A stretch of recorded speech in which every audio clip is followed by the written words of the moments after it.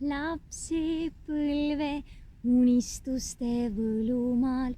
Olla saad, kui sellesse sa usud, suur või väike, ikka rändad muinasmaal, et need teed sulle aleiunuks. Tere, nii tore on jälle tulla sulle lugema ja sa minu süles näed juba ühte lemmikut, Pipi Pikksukk. Just, sa arvasid väga õigesti. Tal on väga pikk nimi. Kas sa mäletad, mis on tema pikk nimi? Ma ütlen sulle ja siis sa saad mõttes kaasa mõelda, kas sul tuli täpselt samamoodi välja. Minu nimi on Pipi, Lotta, Viktu, Aalja, Rullgardiin ja Piparmünta, Eeframi tütar Pikksukk. Nii pikk nimi on tõesti. Minul on väga lühike nimi. Minu nimi on ainult 5 tähte. M, E, R, L, I. Merli. Ma olen täiesti kindel, et sinul on üks väga põnev nimi. Aga kas sina tead, mitu tähte on sinu nimes? Sa võid selle ise ära lugeda. Mina olen sulle täna ette valmistanud lugemiseks ühe toreda loo Astrid Lindgreni raamatust Pipi Pikksukk. Ja selles loos tegutseb Pipi elupäästjana. Ühel pühapäevasel õhtupoolikul istus Pipi ja mõtiskles. Mida ette võtta? Tommi ja Annika olid läinud koos vanematega teeõhtule, nii et nende külla tulekut polnud loota. Päev oli olnud tulvil meeldivat tegevust. Ta oli varakult üles tõusnud ning härra Nilssonile mahla ja kukleid voodisse viinud. Too nägi üpris hämmeldunud välja, kui ta seal oma helesinises öösärgis istus ja 2 käega klaasi hoidis. Seejärel oli Pipi söötnud ja harjanud hobust ning jutustanud sellele pikalt ühest oma merereisil juhtunud seiklusest. Pärast oli ta läinud elutuppa ja maalinud tapeedile suure pildi. Pilt kujutas punases kleidis ja musta kübaraga paksu daami. Ühes käes hoidis daam kollast lille, aga teises käes surnud rotti. Pipi meelest oli see väga ilus pilt. See kaunistas tervet tuba. Pärast seda oli ta istunud oma klapplauaga kummuti ees ja vaadanud kõiki oma linnumune ja teokarpe ning siis tulid talle meelde kõik need imetoredad paigad, kus tema ise ja ta isa oli need korjanud. Nagu ka kõik mõnusad pisikesed poed ümber kogu maakera, kus nad olid ostnud kõik need vahvad asjad, mis nüüd tema kummuti sahtlis lebasid. Edasi katsus ta õpetada härra Nilssonit polkat tantsima, aga ta ei tahtnud. Korraks tuli talle pähe mõte, et võiks proovida sedasama hobusega, aga siis puges ta hoopis puude kasti ja tõmbas sellele kaane peale. Ta mängis, et on sardiin kalakastis. Jah, kahju oli sellest, et Tommi ja Annika ei olnud talle seltsiks. Muidu oleksid nemadki saanud sardiinid olla. Kuid nüüd hakkas pimenema. Pipi surus oma väikese kartuli nina vastu aknaruutu ja vaatas välja sügishämarusse. Siis Siis aga torkas talle pähe, et ta polnud juba paaril päeval ühtki ratsaretke teinud ning ta otsustas selle otse kohe ette võtta. Sellest pidi tulema mõnus lõpetus meeldivale pühapäevale.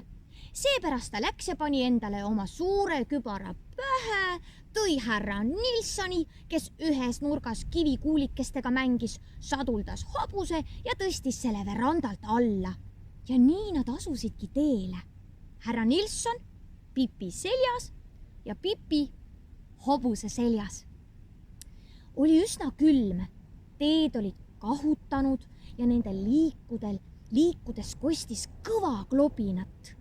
Härra Nilsson istus Pipi õlal ning püüdis kinni haarata puude okstest, millest nad mööda ratsutasid.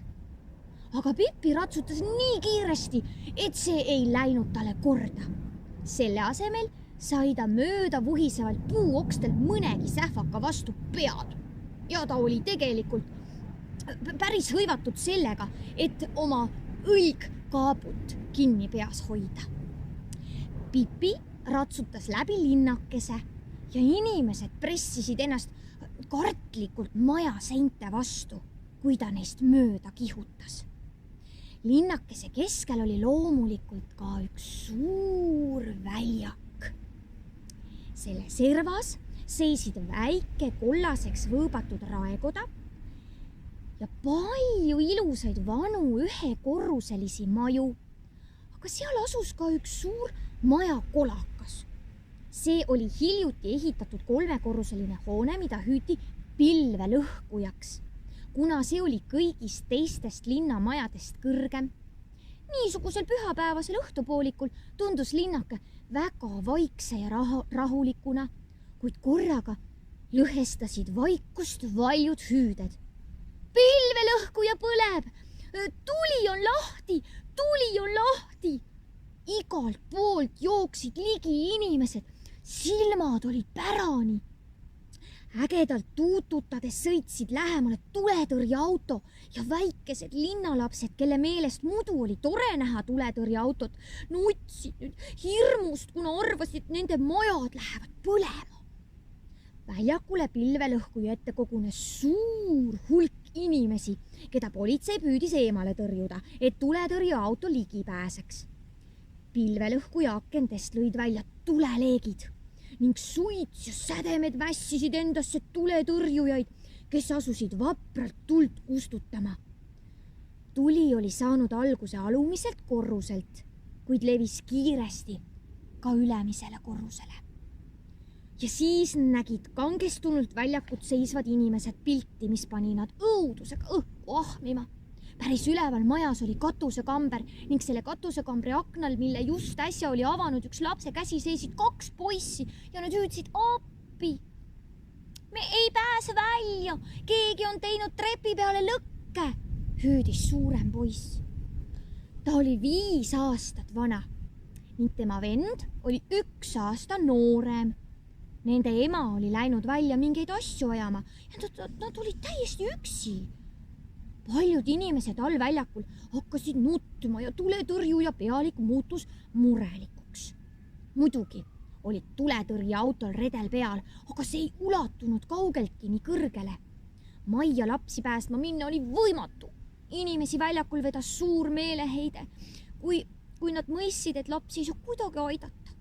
Aga need 2 õnnetukest aga seisid seal üleval ja nutsid. Ei pidanud minema kuigi palju aega, kuni tuli ju katusekambrini jõuab. Väljakul inimeste keskel istus Pipi oma hobuse seljas. Ta silmitses huviga tuletõrjeautot ja pidas aru, kas peaks endale ka samasuguse ostma. Auto meeldis talle sellepärast, et see oli punane ja tegi mööda tänavaid liikudes nii palju lärmi. Seejärel vaatas ta praksuvaid leeke ja tema meelest oli see vahva, kui mõned sädemed ka tema peale kukkusid. Aja jooksul märkas ta pisikesi poisse katusekambris. Tema üllatuseks ei paistnud need sugugi arvavat, et tulekahju oleks kuidagi lõbus. Sellest ei suutnud ta kuidagi aru saada ja lõpuks oli ta sunnitud ümber kontrollijalt küsima. Miks need lapsed karjuvad? algul olid talle vastuseks ainult nunksatused, aga lõpuks leidus üks paks härra, kes talle selgitas. Mida sina siis mõtled? Kas sa siis ei hakka karjuma, kui seisaksid seal üleval ja keegi ei saa aidata ja sa kuidagi alla ei saa? Mina ei karju kunagi, ütles Pipi. Aga kui nad ikkagi alla tahavad tulla, miks siis keegi neid ei aita? No muidugi sellepärast, et see on võimatu, vastas paks härrasmees ja Pipi mõtles pisut järele. Kas keegi saaks tuua siia pika köie, küsis ta. Mis sellest abi siis oleks? Küsis väga paks mees. Lapsed on liiga väikesed, et mööda köit alla ronida. Ja pealegi, no mismoodi sa selle köie nende juurde siis saaksid? Eks ole omajagu purjelaeval sõidetud, sõnas Pipi. Mul on köit tarvis. Pilvelõhkuja. Otsaseina juures kasvas üks suur puu. Selle latv oli katusekambri aknaga umbes ühel kõrgusel, kuid puu ja akna vahele jäi vähemalt 3 meetrit. Kui ka oli puutüvi sile ja oksteta, mida mööda saanuks üles ronida. Isegi Pipi poleks sealt ülesse saanud. Tuli lõõmas, lapsed pööningukambris karjusid ja kõik inimesed väljakul nutsid. Pipi ronis hobuse seljast maha ning sammus puu juurde. Seal võttis ta köie otsa. Mis ta selle köie otsaga tegi? Ta sidus selle härra Nilssoni saba külge. Ole nüüd, Pipi, hea poiss, ütles ta ja tõstis ahvi puutüve juurde ja lükkas natuke tagant. Härra Nilsson sai väga hästi aru, mida tuli teha. Ta ronis kuulekalt mööda puutüve üles, väikese pärdiku jooks, polnud see ju mingi kunst. Kõik inimesed väljakul pidasid hinge kinni ja vaatasid härra Nilssonit. Ta oli peaaegu jõudnud kõrgele puulatva. Ta istus seal ja vaatas alla Pipi poole. See viipas talle, et tule nüüd alla tagasi. Seda ta ka tegi, aga ta ronis alla teiselt poolt puuoksa, nii et kui härra Nilsson jälle maa peale jõudis, jäi köis üle puuoksa rippu ja mõlemad otsad ulatusid maani. Härra Nilsson, sa oled nii tark, et võiksin iga kell professoriks saada, ütles Pipi, päästes lahti sõlme, millega üks köieots oli härra Nilssoni saba külge seotud. Üsna lähedal remonditi maja. Pipi lippas sinna ja tõi pika plangu. Ta võttis plangu kaenlasse, haaras vaba käega köiest kinni ja toetas jalad vastu puutüve.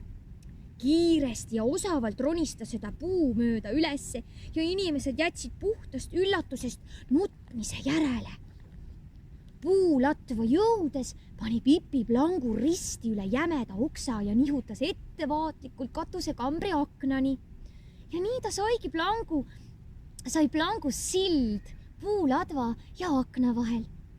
Inimesed väljakul seisid täiesti vaikselt. Nad ei saanud pinge tõttu ühtegi sõna suust.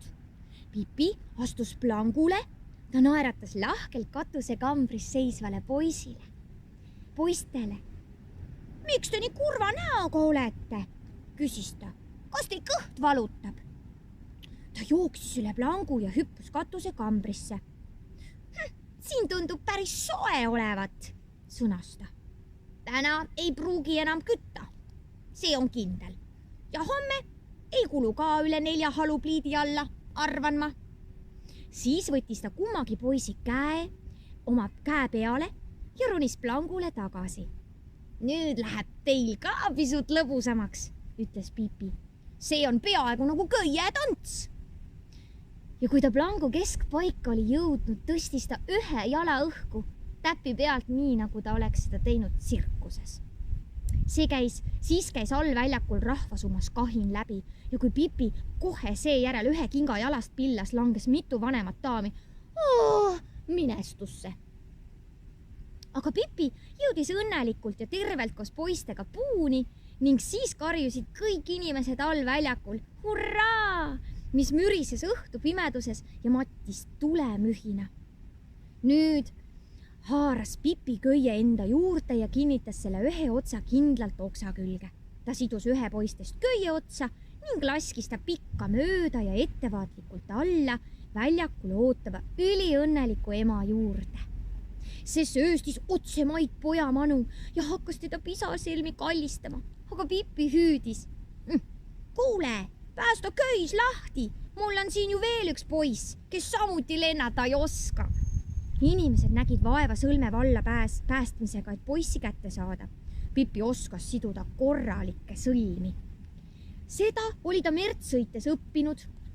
Nüüd haaras ta köie uuesti ülesse ja tuligi teise poisi kord alla sõita. Pipi jäi üksi puu otsa. Ta lippas plangu peale ja kõik inimesed vaatasid imestusega, mida ta veel teha kavatseb. Pipi tantsis mööda kitsas planku edasi-tagasi, vehkis kätega kaunilt üles-alla ja laulis käheda häälega, mida parasjagu oli alla väljakule kuulda. Siin põleb üks leek, nii selge on see, ta keerutab 1000 krantsi. Ta põleb mu jaoks ja kõigi jaoks, kes aga tantsib. Lauldes tantsis ta järjest metsikumalt ja paljud väljakul seisvad inimesed pigistasid hirmu pärast oma silmad kinni, sest nad arvasid, et ta potsatab alla. Suured tulekeeled lõid katusekambrist välja, aga Pipi, teda oli väga selgelt seal üleval näha. Ta tõstis käed õhtu taeva poole ning talle sadas sädemeid kaela nagu vihma ja ta hüüdis. See on ju kahjutuli. Seejärel tegi ta ühe suure hüppe. Haaras köiest kinni. Šuh! Karjus ta ja sõitis nagu õlitatud välk puu otsast alla.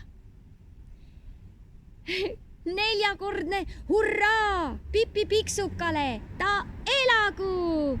Hüüdis pritsimeeste pealik. Hurraa, hurraa, hurraa, hurraa, hüüdsid kõik inimesed, aga üks hüüdis hurraa 5 korda. Ja mis te arvate, kes see oli, kes hüüdis 5 korda?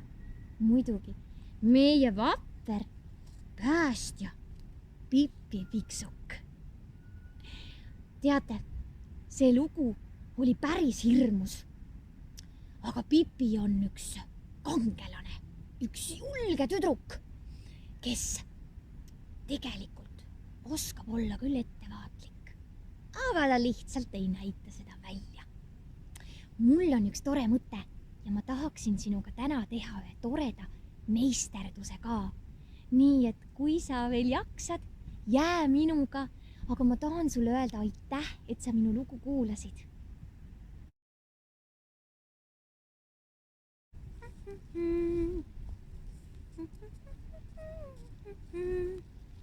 Tere! Tere, tere! Kuidas sinul läheb? Minul läheb väga hästi. Kuidas sinul käsi käib? Või jalad käivad? Minu jalad käivad hästi ja minu käed käivad hästi. Olgu!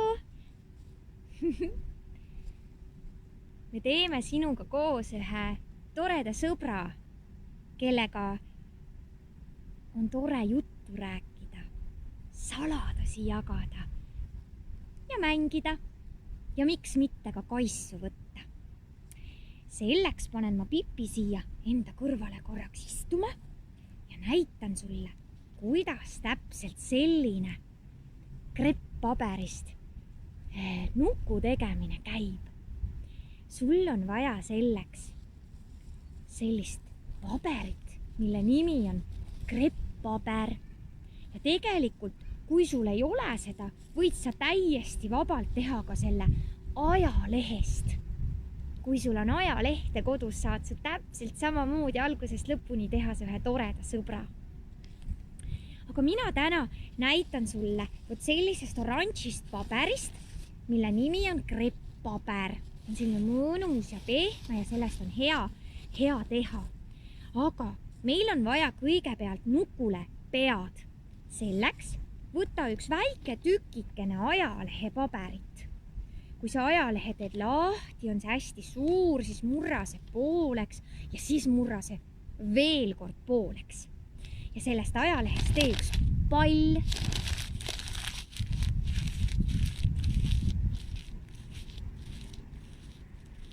Nii, hops.